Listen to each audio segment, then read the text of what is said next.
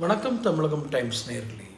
உடல் பருமன் இன்று இந்தியாவை மிக மெதுவாக ஆக்கிரமித்து கொண்டிருக்கிற நோய்களில் மிக முக்கியமானது உடல் பருமன். ஏன் உடல் பருமன் என்ன அத்தனை பெரிய கொடிய நோயா? உடல் பருமன் இருப்பதால் வேறு என்ன நமக்கு நிகழ்ந்து விட போகிறது என்று நீங்கள் கேட்டால், இந்த வீடியோவை 2 பகுதியாக வச்சுக்கிறேன். ஒன்று, இந்த உடல் பருமன் மணிப்பூர், சிக்கிம் போன்ற மாநிலங்களில் அதிக அளவில் இருப்பதாக ஒரு புள்ளி விவரம் இருந்தது.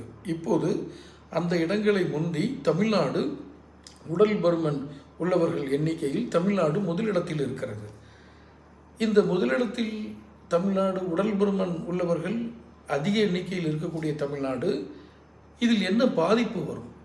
13 வகையான தொற்று நோய் 13 வகையான கேன்சர் நோய்களுக்கு இது ஒரு காரணியாக அமைகிறது.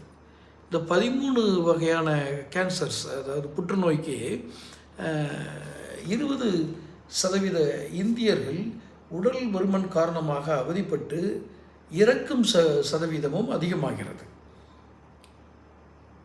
அப்போ புற்றுநோய்களில் பல வகைகள் இருக்கிறது. அதில் 13 வகையான புற்றுநோய்களுக்கு உடல் பருமன் ஒரு காரணம்.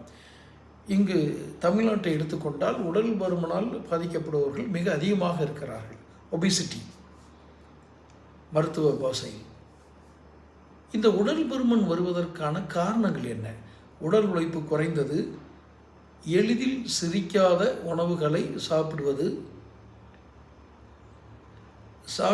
அதாவது ஒரு ஹோட்டலில் போய், உதாரணத்துக்கு ஒரு ஹோட்டலில் போய் சாப்பிடணும் அப்படின்னா, நடந்து போய் அந்த ஹோட்டலில் பார்சல் வாங்கிட்டு வந்து வீட்டில் வச்சு சாப்பிட்றதோ, அல்லது நடந்து போய் அந்த ஹோட்டல்லேயே உட்கார்ந்து சாப்பிட்றதோ இப்போ இல்லை. என்ன பண்ணிடுறாங்க? ஆர்டர் போட்டு வாங்கி வீட்டில் உட்காந்து சாப்பிட்றாங்க. ஸோ இந்த நடந்து செல்லும் அந்த பழக்கம் இல்லாத ஒரு காரணத்தினால் உடல் பருமன் அதிகரிக்கிறது. உடல் பருமன் மிக அபாயகரமான கட்டத்தில் இருப்பதாக மருத்துவ ஆய்வுகள் கூறுகின்றன.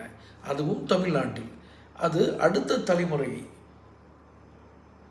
70-80களில் பிறந்த தலைமுறைக்கு ஓரளவுக்கு இந்த உடல் பருமனை கட்டுப்படுத்தக்கூடிய வாய்ப்புகள் இருந்தது.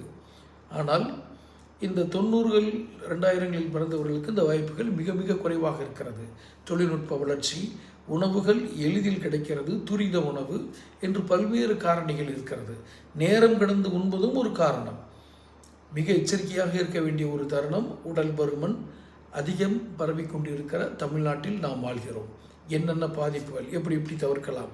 தொடர்ந்து சேனல் பாருங்கள், சப்ஸ்கிரைப் பண்ணுங்கள். அப்போ தான் உங்களுக்கு வீடியோ வந்து சேரும். முக்கியமாக நோட்டிஃபிகேஷன் பெல் பதிவு பண்ணுங்கள். நன்றி.